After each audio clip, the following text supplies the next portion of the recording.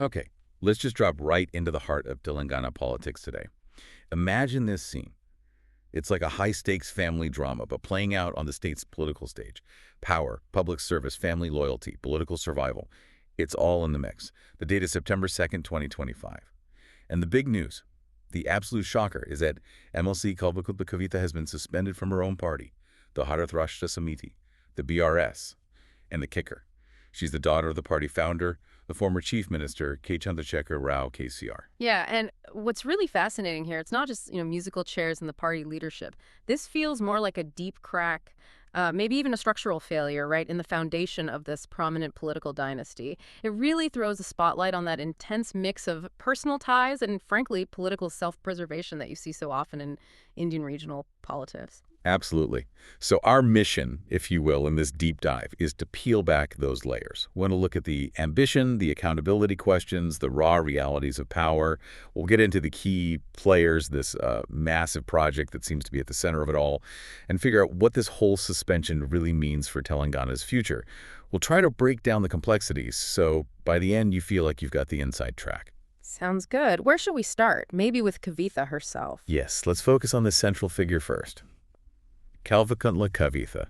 We know she's KCR's daughter, but what was her path? I mean, was politics always the plan? Well, she certainly grew up immersed in it. Politics wasn't just dinner table talk, it was the family business, with KCR fighting relentlessly for Telangana statehood. But interestingly, her initial direction was different. She actually got a computer science degree in the U.S. from the University of Southern Mississippi. Oh, right. So she could have gone into tech. Easily. But apparently, the pull of the Telangana movement was too strong. She came back. And she didn't just immediately jump into elections. In 2006, she founded Telangana Jagruthi. Telangana Jagruthi. I remember that. It was cultural, right? Yeah. Promoting festivals like Batukama. It was cultural, yes, but it was also much more. It promoted Telangana's heritage, arts, women's empowerment, and those huge Batukama celebrations.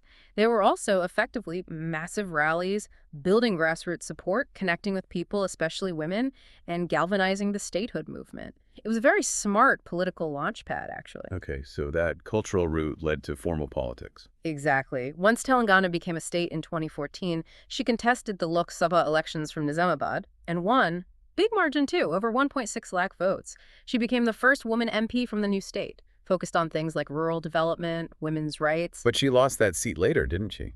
She did in the 2019 elections to the BJP candidate. Politics is definitely a roller coaster, as you said. But she wasn't out for long. She came back as an MLC, a member of the Legislative Council, in 2020 through the governor's quota. And within the party, many saw her, as potentially next in line after her father, handling public outreach, youth engagement. But then came a major hurdle, a really significant one. Absolutely. And this brings up that whole issue of the intense pressure on political families, especially designated heirs. In 2024, she faced a massive setback. Arrested by the Enforcement Directorate, the ED. This was linked to the Delhi excise policy case, a huge scandal about alleged corruption in liquor licensing. Right, that was all over the news. She spent time in custody. Months, actually, before finally getting bail from the Supreme Court. But the damage was done. It really tarnished her image and I think exposed just how vulnerable these political families can be when serious allegations surface. It was a tough time, personally and politically. Okay, so that's Kavitha's journey. To understand the suspension, we need the wider context, the BRS party itself, and the political shifts happening in Telangana. Tell us about the party's origins. Right, so BRS started life as the TRS, Telangana Rashtra Samithi, founded by KCR back in 2001. And its mission was laser-focused. Create a separate state of Telangana from Andhra Pradesh. It really tapped into this deep feeling of neglect, especially over resources like water. People felt Andhra Pradesh was taking their share. And KCR became the face of that movement. Absolutely. His hunger strikes, the mass protests, he became a kind of folk hero. He embodied the aspiration for statehood. So after statehood in 2014, the TRS dominated. Completely. They won the first election in the new state in 2014, then won again decisively in 2018.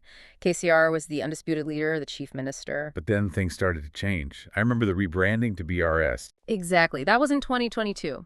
Rebranding as Bharat Rashtra Samithi signaled national ambitions wanting to play on a bigger stage, but ironically, just as they looked outward, their hold on Telangana weakened.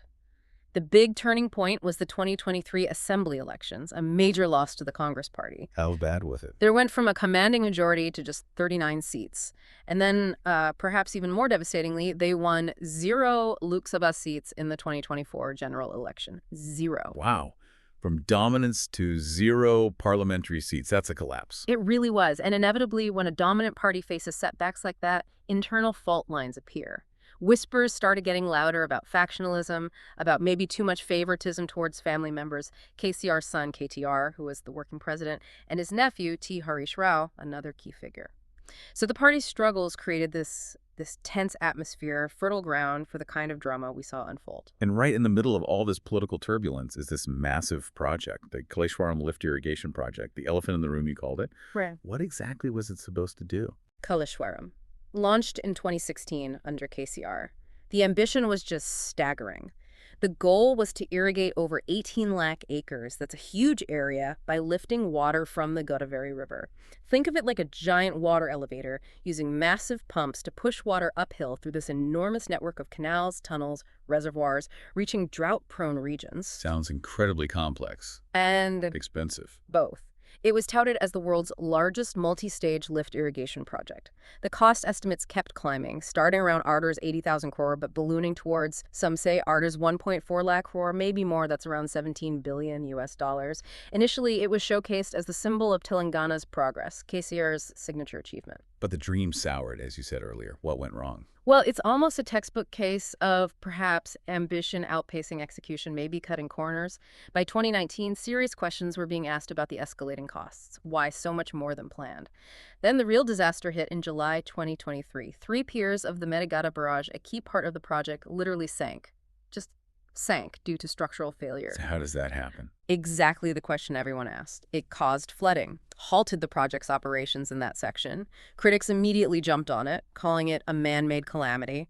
Fingers pointed at poor design, maybe rushed construction to meet political deadlines, and of course, allegations of corruption started swirling. Were there official investigations? Yes. Even before the sinking, the National Dam Safety Authority had raised flags about things like inadequate geological surveys. Then, after the Congress Party won the 2023 election, the new chief minister, Revanth Reddy, moved quickly. In 2024, they set up a judicial commission led by a retired Supreme Court judge, Pinaki Chandra Ghosh. And what did the Ghosh Commission find? Its report, which came out in August 2025, was damning, absolutely scathing. It directly held KCR responsible for decisions that led to massive financial losses and structural issues. It recommended action against him and others, including T. Harish Rao, who was the irrigation minister during much of the construction. The report specifically called Harish Rao's testimony false. Ouch. So the commission essentially blamed the previous government, KCR, and Harish Rao in particular. Pretty directly, yes. It criticized the project's planning, design, and execution heavily. Okay, so that report lands in August 2025. What was the immediate trigger for Kavitha's suspension just weeks later? The trigger was the very next step. On September 1st, 2025, Chief Minister Revanth Reddy announced a CBI probe into the Kaleshwaram irregularities. And crucially, his government relaxed the state's earlier withdrawal of general consent for the CBI. This basically gave the federal agency a green light to investigate freely within Telangana on this matter. So the gloves were off. Federal investigation incoming. That must have sent shockwaves through the BRS. Huge shockwaves. And this is precisely where the internal BRS drama exploded, where family loyalty seemed to just buckle under political pressure. Instead of presenting a united front, defending the party, defending her father against the CBI probe, Kavitha did the opposite. She went on the attack. Internally. How so? Well, first, there was apparently a leaked letter from earlier in the year, May 2025, where she'd reportedly called some leaders around her father devils, blaming them for dragging KCR into controversies. But then, on September 1st, the same day the CBI probe was announced, she went public. Publicly attacked her own party members. Her own cousins, specifically. T. Harish Rao, the former irrigation minister, and J. Santosh Kumar, another relative and former MP. She publicly blamed them for the Kaleshwaram mess, accused them of tarnishing KCR's legacy with these corruption allegations. She talked about her pain seeing her father, the hero of Telangana, targeted by the CBI probe, and even hinted at conspiracies within the party against KCR. Wow. Blaming her cousins for the project failure and the investigation fallout targeting her father. That's bold. Bold is one word for it. You could also say it was like throwing gasoline on that already simmering fire inside the BRS. Remember, the party was already reeling from election losses, facing factionalism. And here comes KCR's daughter, who some felt hadn't been super active in party affairs recently, focusing more on her Telangana Jagruthi work, suddenly pointing fingers inwards. So the party leadership saw it as a betrayal. It seems so. A profound betrayal, perhaps. Attacking key leaders from within at the moment of maximum vulnerability. It helps explain why their reaction was so swift and so severe. Right. So the very next day, September 2nd, the suspension. Exactly. The BRS leadership didn't wait. A terse statement came out from the general secretaries. It basically said Kavitha's recent activities were damaging the party. The leadership took serious note, and therefore, party president K Chandrashekar Rao had decided to suspend her, effective immediately. KCR suspended his own daughter. Just pause on that for a moment. The personal weight of that decision, alongside the political earthquake it represented. It's staggering, really. A father suspending his daughter from the party he founded, the party she represented in parliament and the council. And the immediate reaction, chaos. Pretty much. Kavitha supporters, especially from Telangana Jagruthi, hit the streets in Hyderabad almost instantly. Protests, burning effigies of Harish Rao, chanting against conspirators within the party. And social media must have exploded. Oh, absolutely. Nonstop buzz. We saw people on X, formerly Twitter, making comments like, if KTR, Santosh, and Harish get suspended too, maybe people will rally behind KCR. Others were speculating she'd quit her MLC post immediately. Political analysts jumped in too. Some, like the BJP spokesperson, called it expected, seeing the writing on the wall. But most saw it clearly as a sign of deep, perhaps irreparable factionalism tearing the BRS apart. Not just a ripple, then. A seismic shift, as you put it. Definitely. So let's broaden out. What are the wider implications here for dynasty politics, for Telangana, maybe even for how big projects are handled in India? Well, the dynasty aspect is front and center, isn't it? Indian politics is full of these complex family sagas. The Kalvakuntla family absolutely dominated the BRS. KCR as the patriarch, KTR as the working president and heir apparent, Harish Rao as a crucial minister in MLA. Kavitha's public dissent shattered that image of unity, especially coming when the party was already weakened after the 2023 and 2024 election defeats. It reminds you of other splits, like the Shiv Sena in Maharashtra, or struggles within the Akali Dal in Punjab. Family-run ships, thriving on unity, but vulnerable to infighting. Precisely. And for the BRS, this couldn't come at a worse time. It risks weakening them further, maybe splitting their vote base in future elections. And the big question now is Kavitha's next move. Does she resign her MLC seat? Does she try to launch her own political platform, maybe focusing on women's issues or that cultural base she built with Jagruthi? Or is some kind of reconciliation, however unlikely it seems now, still possible down the line? And beyond the party politics, that Kaleshwaram probe, it feels bigger than just one project.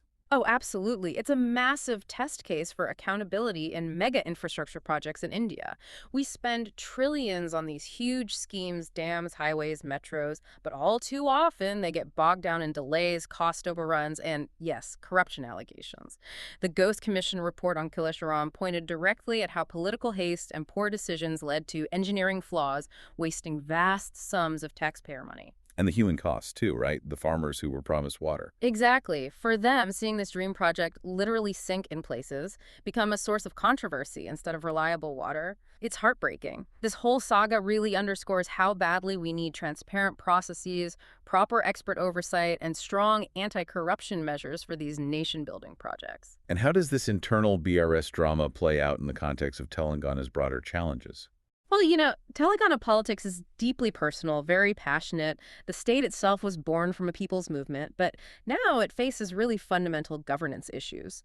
Jobs, water scarcity, despite projects like Kaleshwaram, managing urban growth in places like Hyderabad. This kind of internal party meltdown, frankly, distracts from tackling those vital issues. It gives the ruling Congress party a clear advantage, obviously. But maybe it also humanizes these leaders a bit, shows they aren't invincible figures, they face crises too. Are there other angles we should consider? Cultural, economic? Definitely. Culturally, Kavitha's connection through Telangana Jagruthi and festivals like Bathukama is significant. It linked politics to everyday life, especially for women. Her suspension might, paradoxically, even galvanize some women voters who feel she represented their voice. Economically, Kaleshwaram was supposed to be a game changer for agriculture, which employs, 60% of the workforce?